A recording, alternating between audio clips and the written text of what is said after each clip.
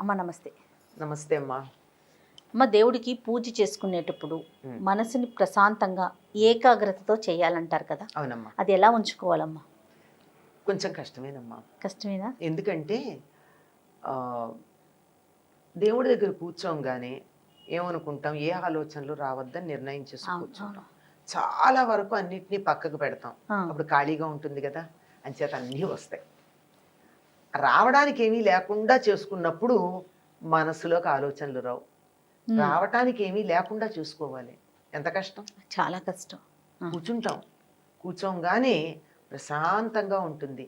ఇంత ప్రశాంతంగా ఉంటే నిన్న జరిగిపోయిన సంఘటనలు కానీ, రేపు జరగాల్సిన విషయాలు కానీ, ఇక్కడి నుంచి లేవగానే చేయాల్సిన పనులు కానీ ఇవన్నీ వరుసగా వస్తాయి. ఇవన్నీ ముందే ప్రణాళిక వేసుకుని వాటికి తగిన ఏర్పాట్లు చేసుకుని కూర్చుంటే రావు కదా. ఇది మనసుకు సంబంధించి. ఇంకా శరీరానికి సంబంధించి ఒక్కొక్కసారి ఏం జరుగుతుంది అంటేనమ్మా, తుమ్ములు రావటం, ఆవలింతలు రావటం, తర్వాత నిద్ర రావటం, చెడు ఆలోచనలు రావటం, ఇవన్నీ మొదలవుతూ ఉంటాయి. అవి వచ్చినప్పుడు ఏమనిపిస్తుందా, వాటి లేటిని మనం ఆపలేకపోతాం.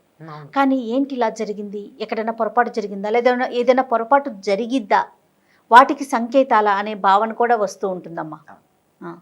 కానీ ఎప్పుడైతే మనం ప్రశాంతంగా కూర్చుంటామో అప్పుడు శరీరంలో మంచి మార్పులు జరుగుతాయి. ఆ మార్పులు జరుగుతూ కొన్ని రకాలైనటువంటి చెడు బయటకు వచ్చేస్తూ ఉంటుంది. ఆవలింతలు ఎందుకు వస్తాయమ్మా? బాగా అలసిపోతే వస్తాయి. అంతేకాకుండా ఆవలింతలు రావడానికి ఆక్సిజన్ తక్కువ అవడం కారణం. ఆక్సిజన్ తక్కువైతే ఆవలింతలు వస్తాయి.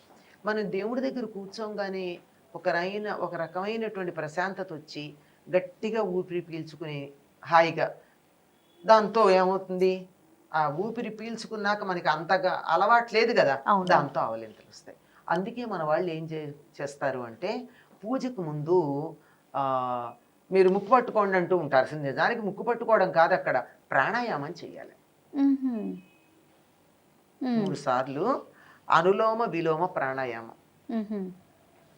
అది చేసేస్తే హాయిగా మెదడులో ఉన్నటువంటి అవతలికి వెళ్ళిపోయి మెదడుకు చురుకుతనం వచ్చేటప్పటికి ఇంకా నీకు ఆవలింతలు ఎక్కడొస్తాయి. ఎప్పుడైతే మనసు కొద్దిగా అలా అని జోగుతుందో అప్పుడు నిద్ర వచ్చే సంకేతాలు, దానికి సంకేతంగా ఆవలింతలు వస్తాయి. కనుక పూజ దగ్గర కూర్చున్నప్పుడు ఆవలింతలు రాకుండా ఉండాలి అంటే చక్కగా కూర్చుని, నిటారుగా కూర్చుని, వెన్నుపూస భూమికి 90 డిగ్రీల కోణంలో నిలబెట్టి, లంబకోణం అంటారు, ఆ లంబకోణంలో నిలబెట్టి 3 సార్లు దీర్ఘంగా గాలి పీల్చి వదలండి. అనులోమ విలోమ చేయలేకపోయినా పర్వాలా, ప్రశాంతంగా కూర్చుని ఎంత నెమ్మదిగా గాలి పీల్చగలిగితే అంత నెమ్మదిగా పీల్చగలిగినంతసేపు పీల్చి, ఆ నిలబెట్టడాలు అవి చేస్తే మనం ఈ రోజుల్లో పక్కన ఎవరైనా మార్గదర్శకులు లేకపోతే కష్టం. అందువల్ల అవేం చెయ్యొద్దు. ఎంత పీల్చగలిగితే అంత, ఊపిరితిత్తుల మీద బరువు రాకూడదు, నెమ్మదిగా వదలాలి. ఇక్కడ కష్టం, పీల్చడం తేలిగ్గా చేస్తాం కానీ వదలడం ఎక్కువ కుదరదు. దాంతో అలా గనక చేసినట్టయితే కనీసం 3 సార్లు ఆవలింతలు రావు. అంటే గుండెలకి కావలసినంత ఆక్సిజన్ వెళ్ళింది. ఆ తర్వాత ఎప్పుడైతే మనం కంఫర్ట్ జోన్ అంటామే, ఆ కంఫర్ట్ జోన్లోకి వెడతామో అప్పుడు ఏమవుతుంది, నిద్రపోదాం అనిపిస్తుంది. ఇట్లా కూర్చుంటే నిద్ర రాదు, కానీ ఇట్లా కూర్చుని ఇలా జారబడ్డాం అనుకోండి పడ కుర్చీలో, నిద్ర వస్తుంది. ఈ కంఫర్ట్ జోన్ అన్నది ఈ కూర్చున్న పొజిషన్తో పాటు మనస్సుకు కూడా సంబంధించింది. పనంతా అయిపోయాక అని అనిపిస్తుంది. ఈ హాయ్ అనిపించగానే ఆవలింతలు వస్తాయి, నిద్ర వస్తుంది. కనుక ఆ దేవుడి దగ్గర కూర్చున్నప్పుడు వెన్ యూ ఫీల్ దట్ సుఖం, హాయి అన్నది, అప్పుడే నిద్ర, కునుకు, తంద్ర అంటారు. కునుకు అంటే మేలుకునే ఉన్నా ఒక కునుకు, అట్లా ఇట్లా, దీన్ని తంద్ర అంటారు. ఇది కూడా ఈ కునికి పాటలు పడ్డం, ఇది నిద్ర కాదు, మెలకువ కాదు. దీనివల్ల మేలుకున్న ప్రయోజనము లేదు, నిద్రపోయినటువంటి ఉపయోగము లేదు. అలాంటిది వస్తాయి. ఇవి రావడం అన్నది సహజంగా ఉంటుంది. అందుకే సాధన చేసే వాళ్ళకు వచ్చే శత్రువుల పేర్లు చెప్పేటప్పుడు ఇవన్నీ ఉన్నాయి. ఇవన్నీ అమ్మవారి మీదకి ఆ భండాసురుడు ప్రయోగించినటువంటి అస్త్రాల పేర్లు ఇవన్నీ. ఆహా. నిద్ర, తంద్ర, ఆవలింతకి ఏదో చెప్తాడు, ఆవలింత, ఇలాంటివన్నీ ఇవన్నీ వస్తున్నాయి అంటే మనం అవన్నీ కూడా మనని ఒక హాయిగా సుఖమయంగా ఉండే స్థితిలో ఉంచి పూజ మీద దృష్టి లేకుండా చేయడానికి. అందువల్ల వీటిని ఎదుర్కొనడానికి కావాల్సింది ఏమిటంటే మనస్సుని ప్రశాంతంగా ఉంచు, అవేర్గా ఉంచాలి. ప్రశాంతత నిద్ర వచ్చేస్తోంది కనుక అవేర్. నిశ్శబ్దము, శ్మశాన నిశ్శబ్దము రెండిటికి తేడా ఉంది. అంటే శ్మశానంలోకి వెళ్తే సైలెంట్ ఉంటుంది, అక్కడ ఎంత భయం వేస్తుందమ్మా. అవును, ఆ సైలెన్స్ భయం వేయదు.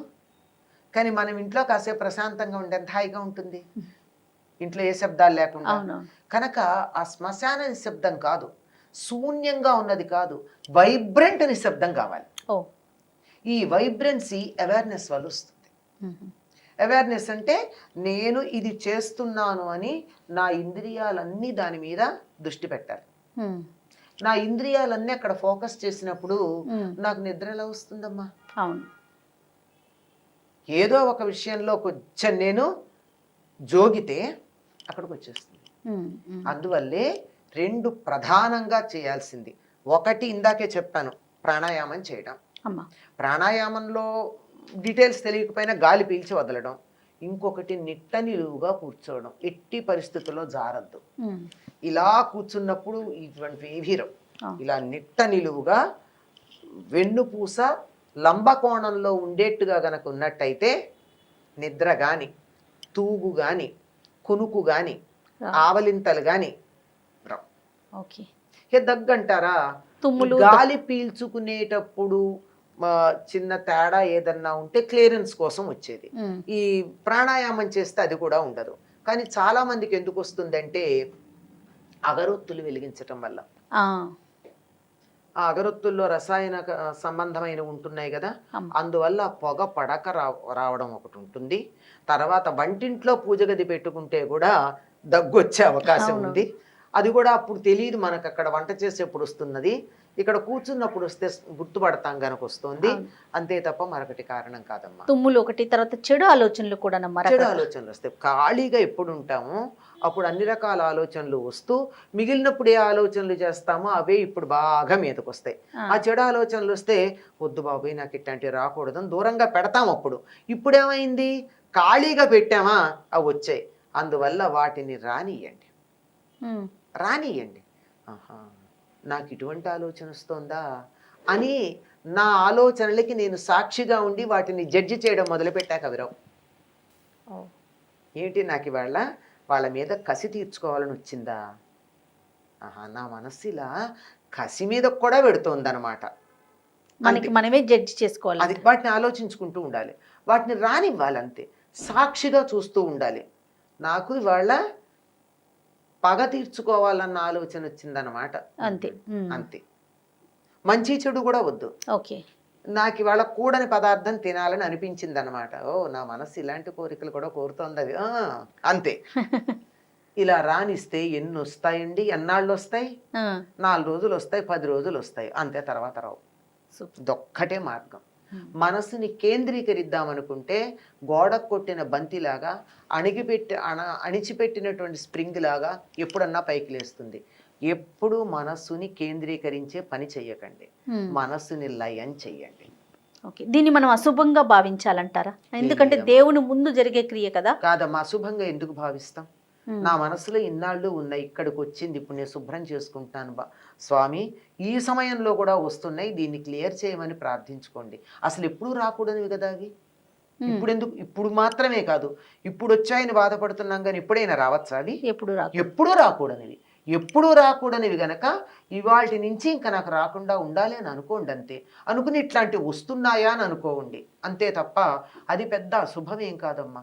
మనకి ఎప్పటి నుంచో పేరుకుపోయినటువంటివన్నీ స్టోర్ రూమ్ తలుపు తెరిస్తే పాడైపోయినటువంటి వాటి వస్తువుల వాసన వచ్చినట్టు వస్తూ ఉంటాయి. అవి రానిండి, తీసేద్దాం, క్లీన్ చేద్దాం, అయిపోతుంది. తప్పకుండా అమ్మా. నమస్తే.